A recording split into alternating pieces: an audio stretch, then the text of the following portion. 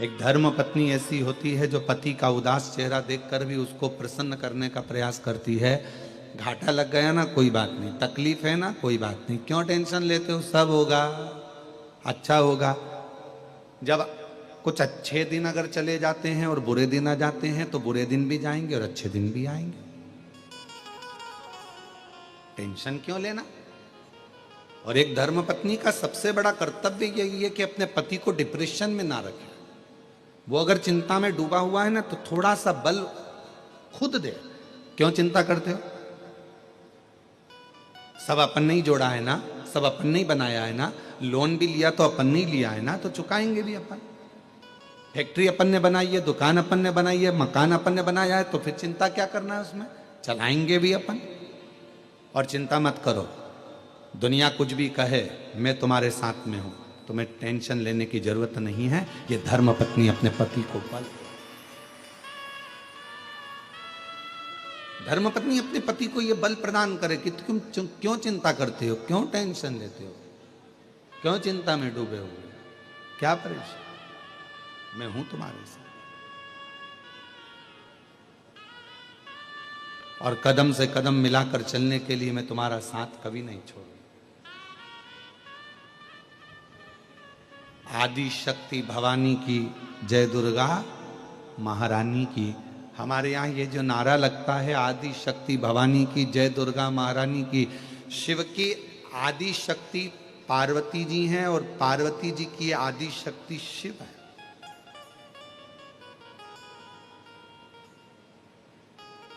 शिव पार्वती के बिना अधूरे हैं और पार्वती शिव के बिना अधूरे।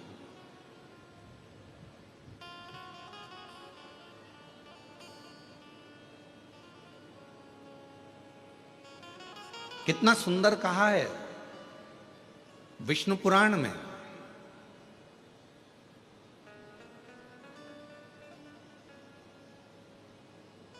दीपावली के दिन दुनिया के लोग लक्ष्मी जी की पूजन करते हैं, पर नारायण के साथ में नहीं, गणेश जी के साथ में करते हैं। हैदराबाद में भले नारायण जी के साथ में हो सकती है, हमको नहीं मालूम, पर ज्यादातर घरों में लक्ष्मी पूजन गणेश जी के साथ होती है।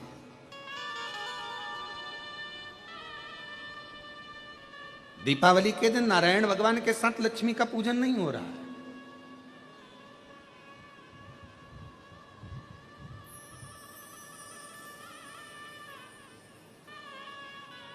गणेश जी के साथ लक्ष्मी जी का पूजन हो रहा है। और लक्ष्मी जी का अगर फोटो देखोगे भी तो आपको सरस्वती जी का फोटो मिलेगा, गणेश जी का फोटो मिलेगा, लक्ष्मी जी का फोटो मिलेगा। ऐसा एक चित्र होता है तीनों का, उसमें बीच में लक्ष्मी जी होती है, इधर गणेश जी होते हैं, इधर सरस्वती जी होती है। उसमें भगवान विष्णु नहीं होते, उसमें भगवान नारायण नहीं होते। कभी आपने विचार करा कि आखिर इस फोटो में लक्ष्मी जी का पूजन हो रहा है तो भगवान विष्णु को होना चाहिए था, पर यहाँ तो गणेश जी विराजमान है, सरस्वती जी विराजमान है। आखिर ये गणेश जी और सरस्वती से लक्ष्मी का संबंध क्या है? संबंध तो भगवान नारायण से था। और संबंध अगर भगवान नारायण से, तो लक्ष्मी और ये गणेश जी और सरस्वती से क्या संबंध हो सकता है जो दीपावली पर इन दोनों के साथ में लक्ष्मी जी का पूजन हो रहा है? तो शिव महापुराण की कथा कहती है, विष्णु पुराण वर्णन करती है, एक बार माता लक्ष्मी जी जब भगवान नारायण के सामने संवाद कर रही थी, तब माता लक्ष्मी जी ने अपना स्वयं का गुणगान बहुत किया कि मैं लक्ष्मी, मैं लक्ष्मी, मैं लक्ष्मी। तब भगवान विष्णु के मुख से निकल गया, ऐ लक्ष्मी तो पूर्ण लक्ष्मी नहीं है, तो अपूर्ण लक्ष्मी।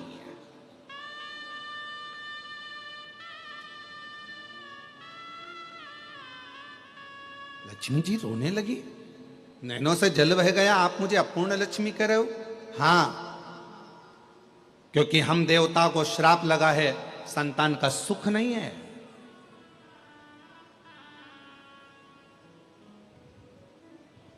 अपूर्णता, तुम्हारे यहां संतान नहीं तो अपूर्ण कहलाओगे।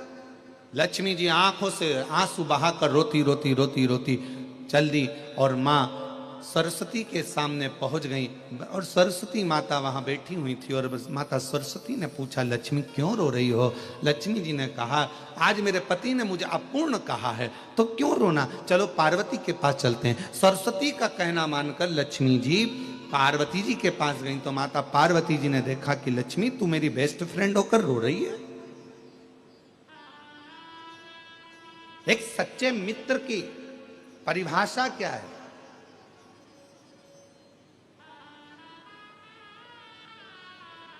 मित्र की आंख में अगर आंसू आए हैं तो मित्र की आंख में भी आंसू रहे, ये सच्चा मित्र है। दोस्त को घाटा लगा और एक दोस्त अगर खुश हो रहा है तो वो दोस्त नहीं हो सकता, वो मित्र नहीं हो सकता। तू मेरी बेस्ट फ्रेंड होकर और तू रो रही है। सरस्वती जी से पूछा पार्वती जी ने कि ये क्यों रो रही है, तो कहा आज इसके पति ने इसको अपूर्ण कहा। तो पार्वती जी मुस्कुराकर बोली कि इतनी सी बात के लिए रो रही है, ले मैं तुझे आज पूर्ण कर देती हूं, आज मैं तुझे पूर्ण करती हूं लक्ष्मी, आज मैं तुझको पूर्ण कर देती हूं। और मां पार्वती जी ने अपने पुत्र श्री गणेश जी को बुलाया और गणेश जी को बुलाकर लक्ष्मी जी की गोद दे दिया, आज से ये तेरा पुत्र है, ये तेरा, ये तो पूर्ण लक्ष्मी हो गई, पूर्ण लक्ष्मी। इसलिए हमारे सनातन धर्म में दीपावली के दिन नारायण लक्ष्मी की पूजन नहीं, गणेश लक्ष्मी की पूजन करी जाती है। क्यों? अगर पत्नी अपने पति के साथ अपने मायके आती है तो उसको पति जल्दी चलने का बोलता है, चलो टाइम हो गया, 4 बज रही, चलो ऑफिस जाना है, ये करना है, वो करना है। पति के साथ अगर पत्नी आएगी तो पति जल्दी कर कर पत्नी को लेकर चला जाएगा। पर पत्नी अपने बेटे के साथ अपने बच्चों के साथ आएगी तो 2-4 दिन रुक कर फिर जाएगी मायके से कि आराम से जाओ, मुझे इतनी जल्दी नहीं जाना। तो लक्ष्मी जी दीपावली के दिन अगर घर में पूजन होती है तो नारायण लक्ष्मी की नहीं, भगवान श्री गणेश जी के साथ लक्ष्मी की पूजन होती है। क्यों? क्योंकि लक्ष्मी अपने पुत्र के साथ बड़े भाव के साथ आती हैं। तो अपने मायके में जिसके यहाँ लक्ष्मी पूजन होती है उसके यहाँ लक्ष्मी जी 1 साल 2 साल 4 साल 6 साल मन पड़ता है तो रुक जाती है, और जब मन पड़ता है तब। अगर भगवान नारायण के साथ आएगी तो जल्दी जाना पड़ेगा। पति के साथ अगर पत्नी आई है, मम्मी पापा ने बुलाया, दामाद को भी बुलाया, बेटी को भी बुलाया, तो दामाद के साथ आई है तो फिर तो जल्दी जाना पड़ेगा। दामाद नीचे गाड़ी का हॉर्न बजाएगा, चलो चलो, पाए पाए, खूब गाड़ी का हॉर्न बजाएगा, अरे चलना जल्दी चल, बहुत लेट हो रहा है, घर से फोन आ रहा है, जल्दी चलो। और अगर पत्नी अपने बच्चों के साथ आती और कहकर आती अपने पति को, मैं जा रही हूँ 2-4 दिन रुकूंगी भैया के यहाँ, मैं जा रही हूँ अपने मायके में 2-4 दिन रुकूंगी, मुझे मैं फोन करूंगी तब लेने आना। उसी तरह लक्ष्मी जब गणेश जी के साथ दीपावली पर पूजन होती है तो लक्ष्मी भी अपने मायके में, आपके घर में हमेशा के लिए विराजमान रहती है, अपने यहाँ आराम के साथ में रहती है, और जब फिर मन होता है तब जाती है। गणेश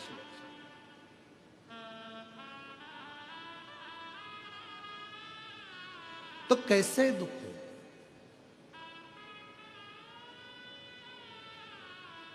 पार्वती मैया ने देखा कि तुम दुखी बहुत हो, क्या बात है, क्या हो गया? एक धर्म पत्नी अपने पति का मुख उदास देखे तो पूछे क्या कारण है, उसको प्रसन्न करने का प्रयास कर। ऑफिस की चिंता है ना, कोई टेंशन नहीं, फैक्ट्री की चिंता है ना, कोई टेंशन नहीं, दुकान की चिंता है ना, कोई टेंशन नहीं, नौकरी की चिंता है ना, कोई टेंशन नहीं। क्यों चिंता करते हो? सब उसको कहते हैं देव अधिदेव महादेव। क्या काम है महादेव का?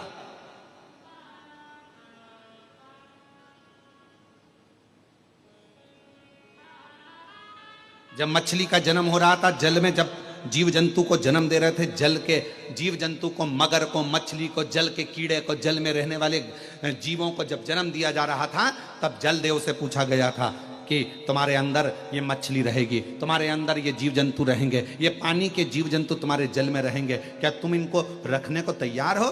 तो जल नारायण ने कहा था तुम चिंता मत करो, हम बैठे हैं, जब तक मछली मेरे जल में रहेगी, जब तक जीव जंतु मेरे जल में रहेगा, उसको मैं मरने नहीं दूंगा।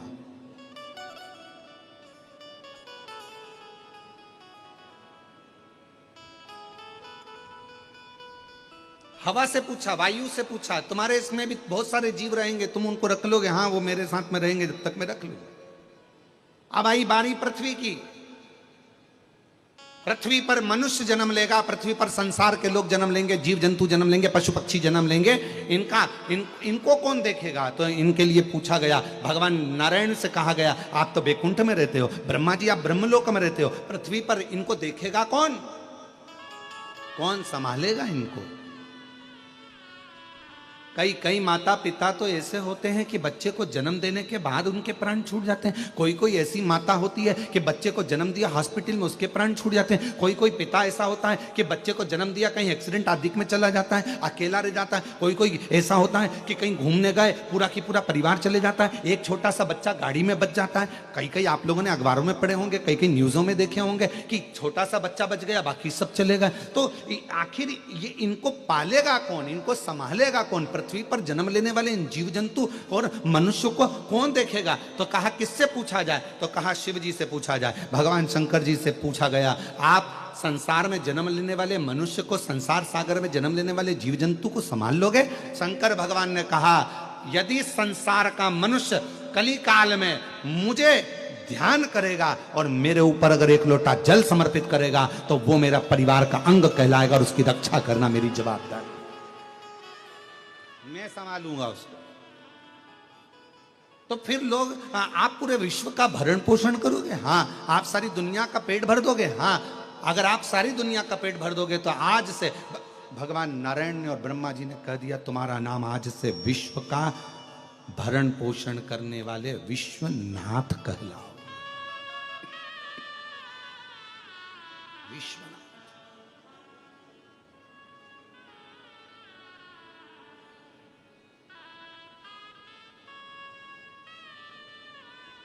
और शिव जी को लोग विश्वनाथ कहने लगे क्योंकि वो भरण पोषण करने लगे।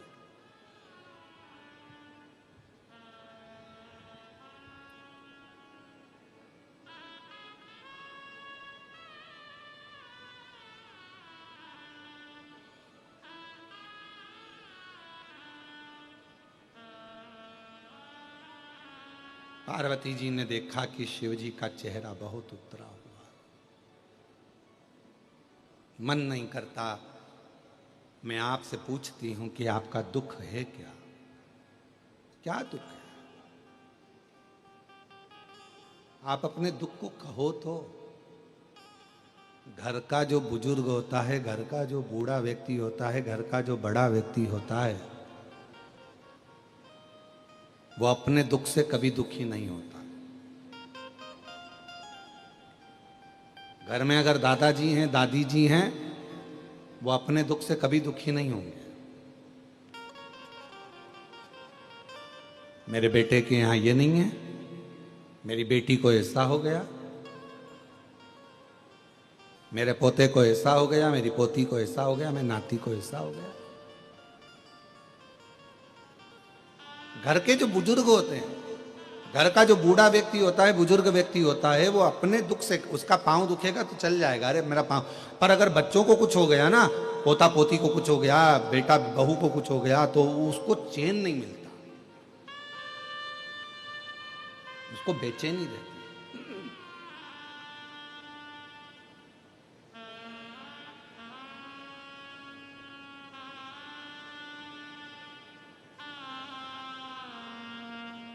उसके अंदर उसको बेचैनी बनी रहती।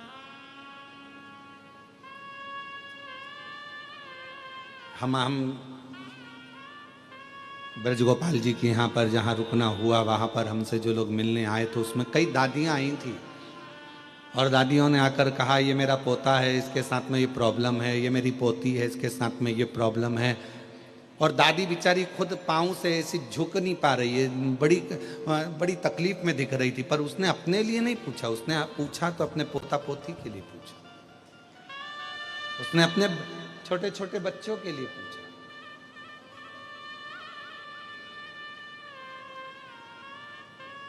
ये घर की जो बुजुर्ग माँ बाप होते हैं ना, घर के जो बूढ़े माँ बाप है ना, ये बिल्कुल एक केले के छिलके की तरह होते हैं कि अंदर से केले को अच्छा रखते हैं, भले ऊपर से खुद काले पड़ जाते हैं। अंदर से केले को अच्छा रखा और ऊपर से छिलका पूरा काला हो गया। जो घर के बुजुर्ग हैं ना, वो अपने घर को, अपने बच्चों को, अपने पोता पोती को, अपने बेटा बहू को, अपने बेटी दामाद को, अपने परिवार को अच्छा रखना चाहिए। ये श्रेष्ठ। तो शिवजी, शंकर भगवान केवल देव नहीं है। जितने भी देवता हैं, 33 कोटि देवताओं में शंकर जी की गिनती नहीं है। 33 कोटि देवताओं में शिव जी का नाम नहीं। शिव जी तो देवों के भी देव, महादेव है। वो देव नहीं, वो महादेव है।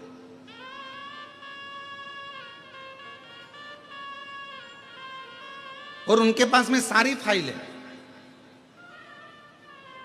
आप सबने कथा सुनी होगी, आपके यहाँ तो बहुत सारी कथाएं हैदराबाद में होती रहती है। तो अगर आपने कभी विष्णु पुराण सुना होगा तो विष्णु पुराण में एक शब्द आता है कि ब्रह्मा जी ने अपनी नौकरी छोड़ दी शंकर जी के चक्कर में, इस्तीफा देने को तैयार हो गए। तो भगवान विष्णु ने पूछा कि तुम ब्रह्मा जी अपनी नौकरी क्यों छोड़ रहे हो, तुम इस्तीफा क्यों दे रहे हो? तो भगवान नारायण ने जब पूछा तो ब्रह्मा जी बोले कि मैं इस्तीफा इसलिए देना चाहता हूं कि राजा श्वेत, मार्कंडे राजा श्वेत का प्राण छूटने का समय था, मरने का समय था, और राजा श्वेत को मरना था। जब यमराज को मैंने फाइल पर सिग्नेचर कर दे दिए, ब्रह्मा जी बोले कि मैंने सिग्नेचर करके दिए कि नीचे जा और इसको उठा ला, मार दे इसको, राजा श्वेत के प्राण छूटना है। तो राजा श्वेत को उठा कर लाना था। ब्रह्मा जी ने जब फाइल सिग्नेचर करके दे दी तो यमराज ने उस फाइल को स्वीकार करा और यमराज ने अपने यमदूत राजा श्वेत को लेने के लिए भेजा। तो फिर तो भगवान नारायण ने पूछा कि तुम नौकरी क्यों छोड़ रहे हो, इस्तीफा क्यों दे रहे हो? बस इसीलिए दे रहा हूं कि मेरे सिग्नेचर का काम ही नहीं है। तो हुआ क्या, राजा श्वेत ने, जिसका अंतिम समय था, मरने का समय था, और राजा श्वेत ने उस समय पर शंकर भगवान के मंदिर में बैठकर शिव जी के मंदिर में झाड़ू पोछा कर रहा था, पूजन कर रहा था, शिव जी को जल चढ़ा रहा था। तो फिर उसको उठा लाते। तो के बात तो वही है ना कि मेरा सिग्नेचर ही काम नहीं करा, यमराज गया, यमदूत गए, सब कुछ गए, यम के गण गए, उठाने के लिए यमदूत पहुंच गए, पर भगवान शंकर ने यम के भी प्राणों को हर लिया और यमदूतों को भी भगा दिया और कह दिया कि राजा श्वेत मेरी पूजन कर रहा है, ये मेरा है, और पृथ्वी पर अगर कोई मेरा पूजन करने वाला भक्त है तो मुझसे बिना पूछे उसको नहीं ले जा सकते, और छुड़वा दिया। तो मेरी तो सिग्नेचर का काम ही नहीं है, तो फिर मुझे फाइल बनाने से मतलब क्या? मुझे तो इस्तीफा दे दो। ब्रह्मा जी बोले मुझे नौकरी नहीं करना, मुझे तो देवलोक में रहना ही नहीं है। जब शंकर जी की इतनी चल रही है और हमारी चल ही नहीं रही है, तो मतलब क्या?